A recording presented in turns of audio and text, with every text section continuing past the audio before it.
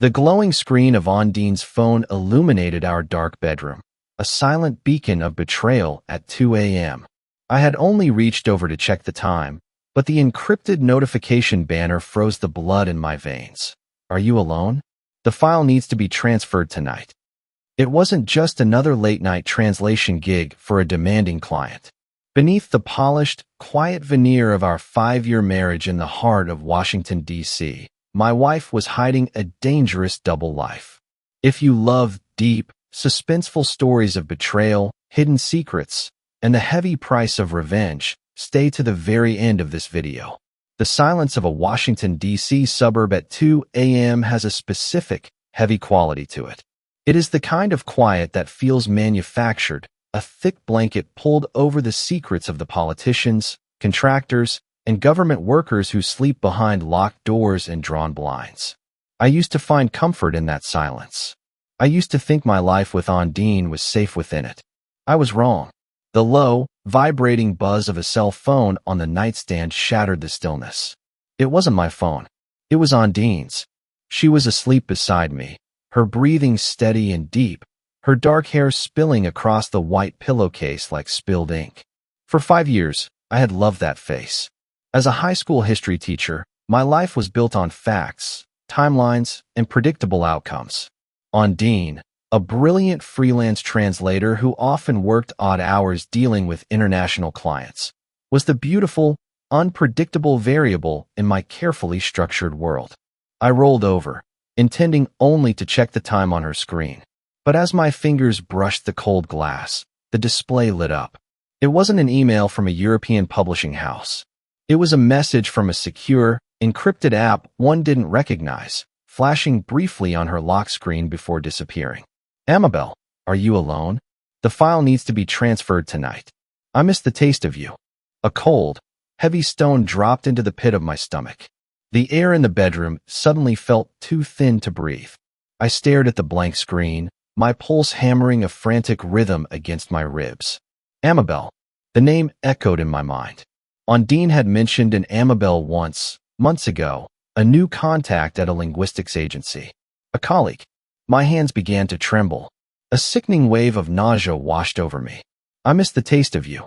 The words were jagged glass tearing through the foundation of my marriage. I looked at my wife. In the pale moonlight filtering through the curtains, she looked exactly as she had when we took our vows. Innocent. Perfect. A liar. Carefully, so carefully that my muscles ached with the effort, I slid her phone toward me. I knew her passcode, her mother's birthday, but when I swiped up, the app with the black icon required a secondary biometric scan. She had locked it down. A translator working on legal documents might use encryption, but they didn't receive messages about tasting their colleagues at 2 in the morning. My mind raced, connecting dots I had previously ignored. The sudden, unexplainable trips to downtown D.C., the late nights locked in her home office, claiming she was under a strict NDA for a new client. The way she would flinch, just slightly, if I walked into the room too quietly. I set the phone exactly where I had found it, aligning it perfectly with the edge of the coaster. My heart was breaking, fracturing into a million irreparable pieces, but beneath the devastating sorrow, a dark, venomous seed of anger began to take root. Suddenly, Ondine shifted in the bed.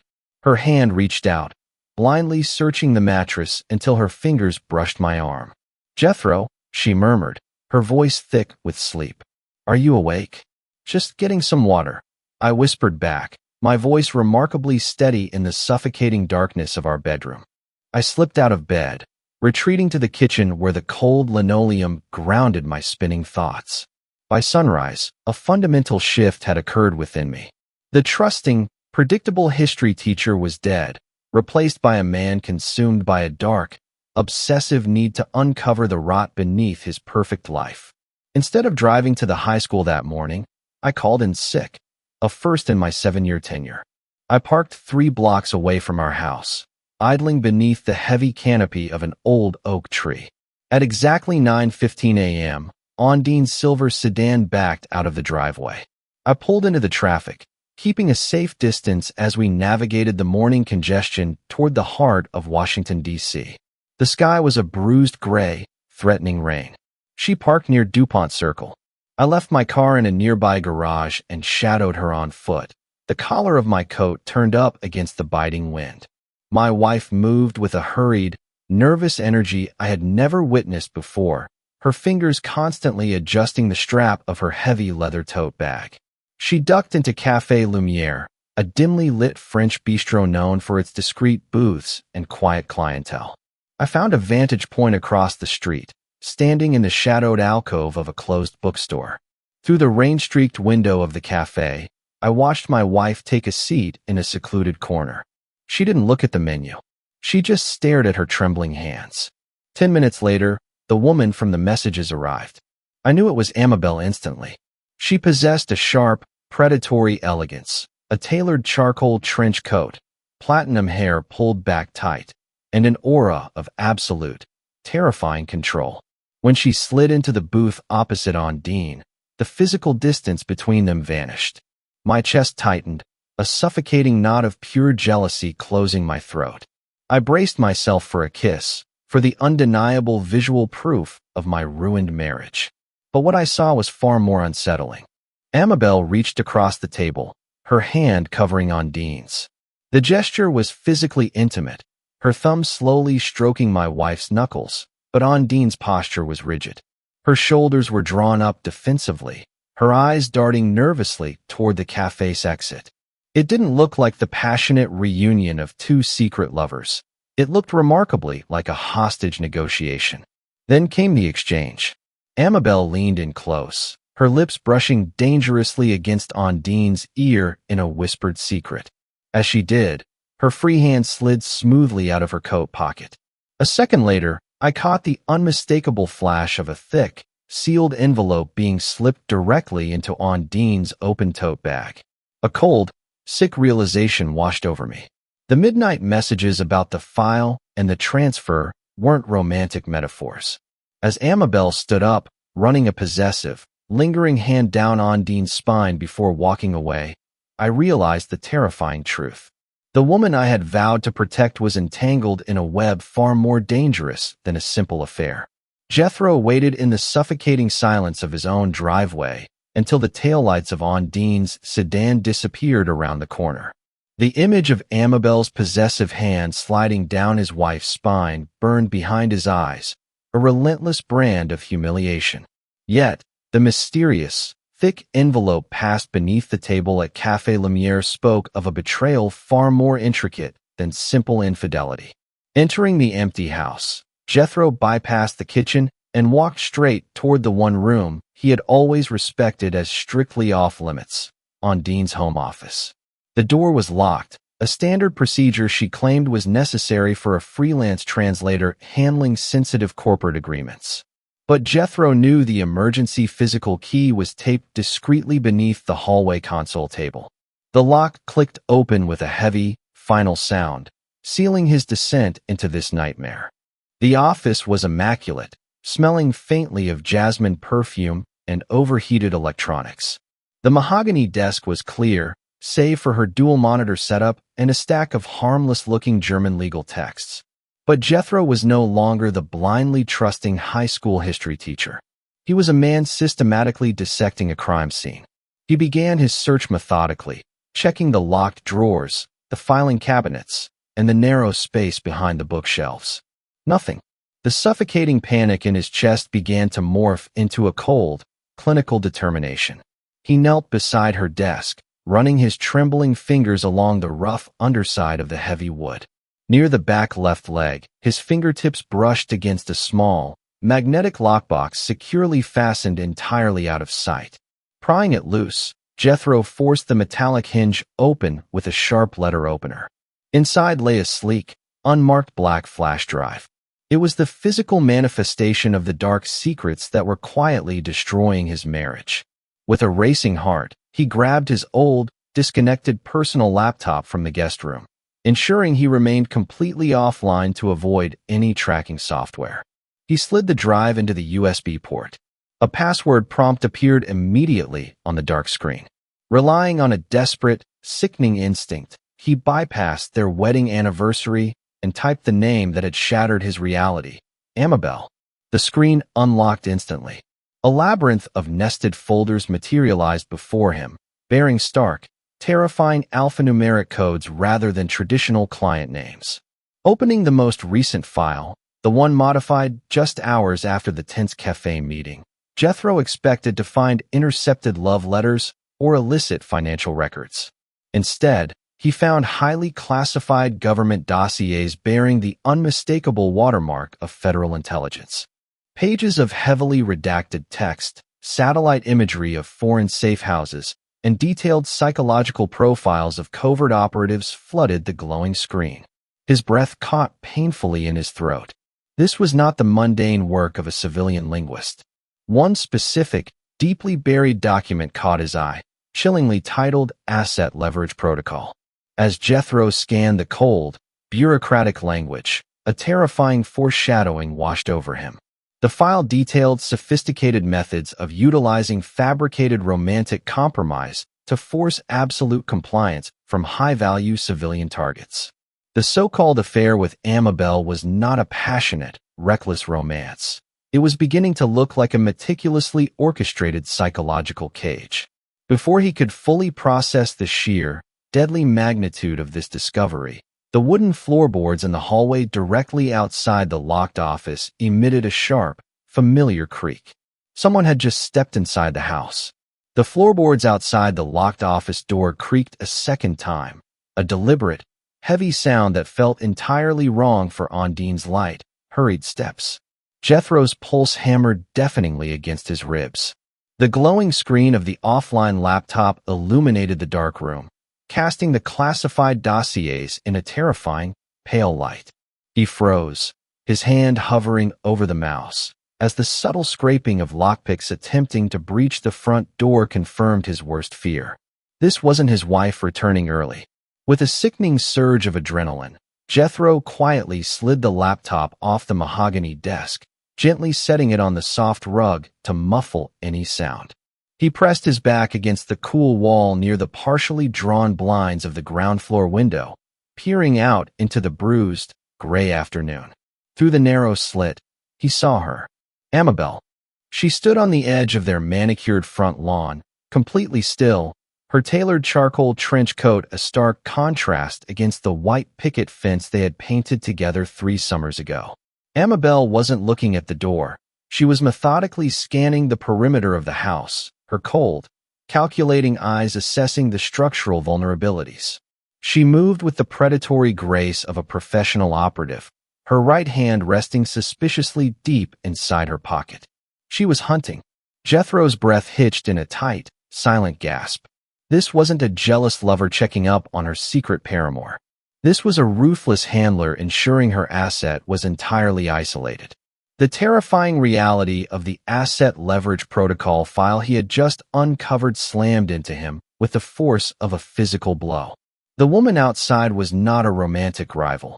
She was the architect of Ondine's psychological cage, and she had come to check the bars. The sheer, staggering violation of his home ignited a white-hot fury that completely consumed his previous heartbreak. Amabel was trespassing in the life he had built, threatening his safety and manipulating the woman he loved for her own dark, bureaucratic ends. A profound, terrifying realization clicked into place. He was merely an expendable civilian caught in the crossfire of an intelligence operation.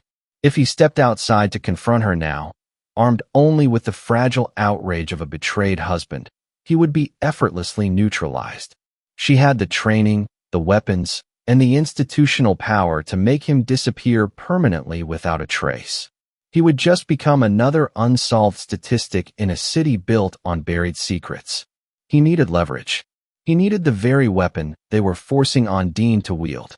Retreating silently to the laptop, his hands moving with frantic precision, Jethro dragged the most sensitive, highly classified folder, the very file he suspected Amabel had forced Ondine to extract during that tense, whispered cafe meeting, onto a secondary, encrypted hard drive he used for backing up his historical archives. He watched the progress bar crawl across the screen, an agonizingly slow transfer of digital power. Every second that ticked by felt like an eternity, his ears straining for the sound of shattering glass or a kicked-in door. When the transfer finally completed with a soft, synthetic chime, Jethro quickly ejected the drive, shoving it deep into his pocket. He rapidly locked the encrypted folders, powered down the laptop, and replaced the sleek black flash drive back inside the hidden magnetic lockbox beneath the heavy mahogany desk. He had stolen the poison, and now he just needed the perfect moment to administer the antidote. The low hum of an engine starting violently broke his concentration. Jethro rushed back to the window just in time to see Amabel's dark sedan slowly pulling away from the curb, blending seamlessly into the quiet, suburban street. The threat had temporarily receded, but the war had just officially begun. The dining room table, usually a sanctuary of shared meals and quiet intimacy, felt like an interrogation room under the harsh glow of the pendant light. The rain that had threatened all day finally broke, lashing against the windows in angry, erratic bursts. Jethro sat across from Ondine, the copied, classified hard drive burning a hole in the pocket of his slacks. The air between them was thick with unspoken accusations and the lingering, metallic scent of fear he had smelled on her earlier. Ondine meticulously arranged the roasted vegetables on her plate, her movements jerky and precise. The silver fork clinked loudly against the porcelain, a sharp sound that amplified the deafening silence. She looked utterly exhausted, the dark circles under her eyes a stark contrast to the flawless, confident linguist she usually portrayed. "How was your translation project today?" Jethro asked, his voice deliberately soft, smooth, and utterly devoid of its usual warmth. "Did you manage to hit your deadlines?" Ondine's head snapped up, her eyes wide, startled like a deer caught in high beams. "It was fine. Very dense material. Lots of legal jargon. I had to meet a new client downtown for a brief consultation." "Downtown," Jethro repeated, swirling the red wine in his glass, watching the dark liquid catch the light. "In this weather? That must have been a miserable commute. Did you at least find a quiet place to work? Somewhere discreet?" Ondine's hand froze midair, the fork hovering over her plate. A microscopic tremor ran through her fingers. "Ah, yes. A small cafe near DuPont Circle. It was fine." Jethro took a slow, deliberate sip of his wine, his gaze locked intensely on his wife's pale face. He was a history teacher, a man who studied the subtle shifts in power, the calculated missteps that toppled empires. Tonight, he was orchestrating the fall of his own marriage. "That's interesting," he remarked casually, leaning back in his chair. "I heard from a friend at the high school that some of the cafes around there are popular spots for high-level meetings. You know, places where people exchange important files, late-night transfers, and such." The color drained completely from Ondine's face, leaving her looking almost translucent. The fork slipped from her trembling fingers, clattering loudly onto the table. Her breathing became shallow and rapid, her eyes darting frantically toward the hallway, as if expecting the shadows to materialize into armed agents. "Files?" she repeated, her voice a fragile, terrified whisper. The confident facade of the freelance translator crumbled instantly, replaced by the raw, agonizing panic of a woman trapped in a deadly game she couldn't control. The psychological cage Amabel had built was tightening around her, and Jethro was turning the key. "Yes," Jethro continued, his tone turning razor-sharp, cutting through the heavy silence. "Important documents. The kind that require secure, encrypted apps and meetings with striking, platinum-haired colleagues who seem very possessive of their assets." Ondine physically recoiled, pressing herself back into the dining chair as if she had been struck. Her chest heaved, a suppressed sob catching in her throat. The terror in her eyes was genuine, raw, and entirely consuming. It wasn't the guilt of a cheating wife. It was the sheer, paralyzing dread of an asset who realized her cover was utterly blown. The silence that followed was heavy and dangerous. Jethro watched the woman he loved disintegrate before him, the realization dawning in her tear-filled eyes that he knew everything. The silence was broken only by the aggressive rattling of the front doorknob, a sharp, metallic sound that immediately sent a cold spike of adrenaline through Jethro's veins. Someone was trying to break in, and they weren't using lockpicks this time. The aggressive rattling at the front door escalated into a series of loud, heavy impacts, the wood groaning in protest against the frame. Ondine's terrified scream was silenced by the sudden, deafening crack of splintering timber. The front door burst open, and Amabel stepped smoothly into the hallway, a sleek, suppressed handgun drawn and leveled instantly. Gone was the seductive, platinum-haired colleague from the cafe. In her place stood a cold, calculated executioner, her trench coat shedding rain onto the hardwood floor like venom. She moved with the predatory silence of a seasoned operative, clearing the hallway and stepping into the harsh light of the dining room. Jethro pushed his chair back, placing himself between Ondine and the barrel of the weapon, his heart hammering a frantic, desperate rhythm against his ribs. The copied hard drive burned heavily in his pocket. "Get up," Amabel ordered, her voice completely devoid of emotion, her eyes locked onto Ondine, who was trembling violently in the chair behind Jethro. "You compromised the drop. The target was supposed to be secure." Jethro's hands were raised, his breath coming in short, tight gasps. He had prepared for a confrontation, but not an armed siege in his own home. "What do you want?" he demanded, his voice trembling despite his best efforts to sound commanding. "I know about the files. I know you've been forcing her to steal them." Amabel shifted her gaze to Jethro, a sharp, terrifying smirk curling her lips. She didn't look threatened, she looked mildly amused. "Steal? Mr. Teacher, you really have no idea what you're married to, do you?"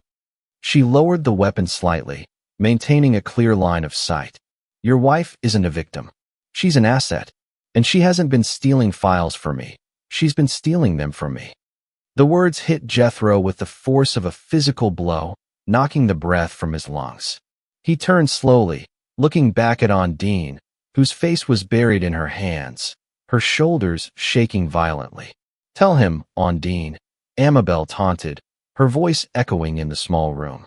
"Tell your husband about your real job, the one you had before you played house in the suburbs, the one that requires late-night transfers and encrypted apps." Ondine slowly raised her head, her face pale, streaked with tears, but her eyes, meeting Jethro's, hardened with a cold, terrifying desperation. The facade of the fragile, trapped translator completely vanished, replaced by the calculating stare of a cornered operative. "I had to, Jethro," she whispered, her voice cracking, but devoid of the panic from moments ago. "I was compromised years ago. Amabel, she was my handler. When I tried to get out, to build a real life with you, she wouldn't let me go. She forced me into a honey trap, using the affair as leverage to keep me stealing intelligence. If I didn't comply, she promised to destroy you." Jethro stumbled backward, his back hitting the edge of the dining table. The entire foundation of his marriage, his reality, shattered into dust. The devastating truth of the asset leverage protocol he had read was not a threat against Ondine. It was the method she had used to survive. The late-night chats, the physical intimacy at the cafe, it was all a grotesque, terrifying performance to keep him safe from the world she had never truly left. Amabel laughed, a harsh, abrasive sound that cut through the tension. She raised the weapon again, her finger tightening on the trigger. "Touching, truly. But the performance is over. Where is the drive, Ondine? Give it to me now, and I might leave him breathing." The copied intelligence file in Jethro's pocket suddenly felt like a ticking bomb. He was no longer just a betrayed husband. He was holding the key to national security, standing between two ruthless operatives in a war he had only just discovered. The metallic click of the safety disengaging on Amabel's weapon echoed like a gunshot in the tense silence of the dining room. The harsh overhead light cast long, distorted shadows across the table, illuminating the shattered remains of Jethro's life. Ondine was frozen behind him, a beautiful, terrified stranger who had spent 5 years playing the role of his perfect wife while secretly navigating a world of treason and blood. "I won't ask again, Ondine," Amabel stated, her voice dropping an octave, losing its mocking edge. She stepped closer, the muzzle of the gun now leveled directly at Jethro's chest. The drive, or your civilian husband, becomes a casualty of your retirement plan. Jethro's breath came in shallow, ragged gasps. He looked at Ondine, searching her tear-streaked face for the woman he had married, the woman who had laughed with him over burnt toast and debated history late into the night. But he only saw the calculated terror of a cornered operative. She had lied to him, manipulated him, and used their marriage as a shield against the demons of her past. The love he had felt for her was suddenly eclipsed by a cold, suffocating wave of absolute betrayal. He didn't reach for the drive in his pocket. Instead, his hand moved slowly toward the heavy crystal wine decanter on the table, his fingers wrapping tightly around the thick glass neck. "She doesn't have it," Jethro said, his voice surprisingly steady, the tremors in his hands finally subsiding into a rigid, dangerous calm. The history teacher had vanished completely. The man standing in the dining room was a survivor who had just rewritten the rules of engagement. Amabel's eyes narrowed, a flicker of uncertainty crossing her features. "Don't play hero, Jethro. You don't know how this game works." "I know exactly how it works," Jethro countered, taking a slow, deliberate step forward, ignoring the weapon aimed at his heart. "I read the asset leverage protocol. I know you forced her into a corner, using our marriage as a honey trap to keep her stealing intelligence. But you underestimated the civilian, Amabel." Ondine gasped, her eyes widening in sheer panic. "Jethro, no. Don't do this." Jethro ignored her plea, his gaze locked intensely on the platinum-haired handler. "When you were casing the house this afternoon, making sure your asset was secure, I was in her office.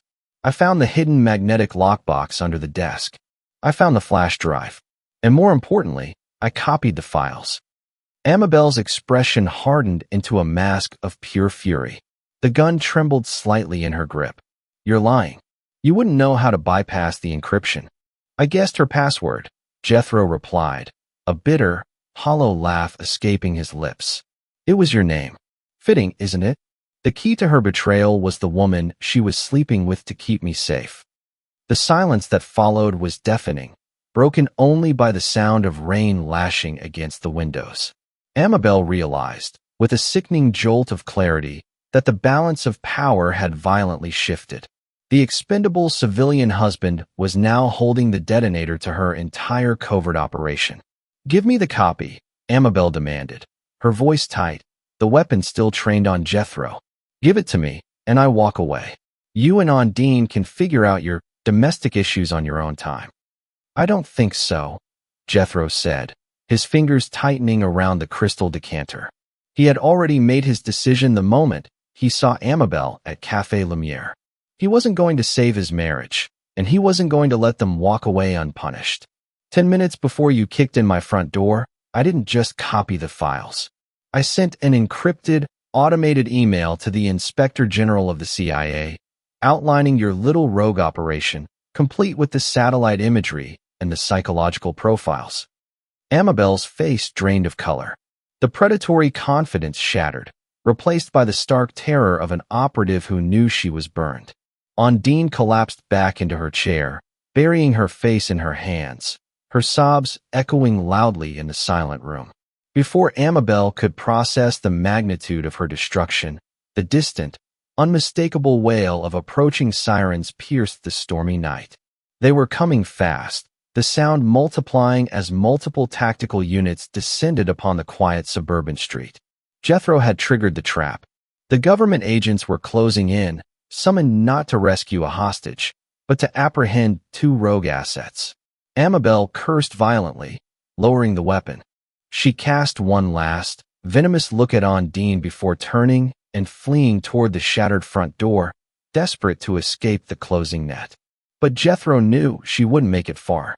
The sirens were already deafening, tires screeching as black SUVs swarmed the perimeter of his house. The revenge was absolute. The intelligence was secured, Amabel was burned, and Ondine's carefully constructed double life was entirely destroyed. The flashing red and blue lights from the federal vehicles cut through the torrential rain, painting the walls of our dining room in violent, erratic strokes. The quiet suburban street had transformed into a chaotic staging ground for a full-scale tactical operation. Amabel hadn't made it past the driveway before she was swarmed by heavily armed agents. Her tailored charcoal trench coat wrestled into the mud. I watched from the shattered doorway, the cold wind biting through my clothes, as they secured her in the back of a black SUV. The predatory handler was finally a prisoner of her own game. Inside, the house was swarming with methodical, silent technicians and windbreakers. They were dismantling the life I had built with Ondine piece by piece, cataloging every hidden flash drive, every encrypted file, every scrap of the double life she had led beneath my nose. They moved with a clinical efficiency that felt deeply violating, yet strangely appropriate. The home we had shared was no longer a sanctuary. It was a crime scene, a compromised safe house that needed to be scrubbed clean of its secrets. Ondine sat at the dining room table, surrounded by the debris of our shattered marriage. She wasn't handcuffed, not yet, but the two agents standing passively behind her chair made it clear she was no longer a free woman. The brilliant freelance translator was gone, replaced by a hollow, defeated shell. Her dark hair, usually so meticulously styled, hung limply around her pale face. I walked slowly back into the room, the heavy crystal wine decanter still resting untouched on the table. The silence between us was profound, heavier than any argument or screaming match we could have had. The anger that had fueled my terrifying, calculated revenge had burned itself out entirely, leaving behind only a vast, freezing emptiness in my chest. She looked up at me, her eyes red-rimmed and exhausted, devoid of the calculated terror I had seen earlier. "They're going to take me in, Jethro," she whispered, her voice barely audible over the hum of the technician's equipment. "There will be debriefings, hearings. I might not see daylight for a very long time." I didn't answer immediately. I studied the face of the woman I had loved for 5 years, trying to find a trace of the innocence I had believed in, but it was completely gone. The asset leverage protocol, the late-night chats with Amabel, the physical intimacy at Café Lumiere, it was all a grotesque performance, a desperate attempt to survive a world I couldn't possibly understand. But survival had required my absolute deception, and that was a betrayal I could never forgive. "You made your choices, Ondine," I finally said, my voice shockingly calm, echoing the clinical detachment of the federal agents surrounding us. "You chose to bring that world into our home. You chose to use me as a shield." Tears spilled silently down her cheeks, dripping onto the polished mahogany table. "I loved you, Jethro. I really did. The life we had, it was the only real thing I've ever known. I thought I could protect you from her. I thought I could manage it." "You didn't protect me," I replied, the truth of it tasting like ash in my mouth. "You just made me a target. You made me complicit in your treason." An agent in a suit stepped forward, gently but firmly placing a hand on Ondine's shoulder. It was time. She stood up slowly, her body trembling slightly as she smoothed the wrinkles from her skirt. She didn't look back at me as they escorted her out of the dining room, past the splintered front door, and out into the stormy night. I watched the taillights of the government vehicles fade into the distance, carrying away the woman who had destroyed my life and the handler who had orchestrated it. The technicians eventually finished their work, packing up their equipment and filing out silently, leaving me alone in the house. The silence rushed back in, but it wasn't the manufactured, heavy quiet of a D.C. suburb hiding secrets anymore. It was the absolute, deafening silence of total isolation. I walked slowly through the empty rooms, the hardwood floors creaking beneath my feet, the cold air whistling through the broken front door. I had won the war. I had secured the intelligence, avenged the betrayal, and neutralized the threats that had invaded my life. I reached the large bay window in the living room, staring out into the dark, rain-slicked street. The shadows no longer held hidden operatives or secret rendezvous. They were just empty spaces in a neighborhood that had moved on without me. I pressed my forehead against the cold glass, the weight of the last 24 hours crushing the breath from my lungs. I had pulled the trigger on my own reality, and the devastation was absolute. In the end, We were both just assets, I whispered to the empty, shadowed room. And our marriage was the ultimate casualty.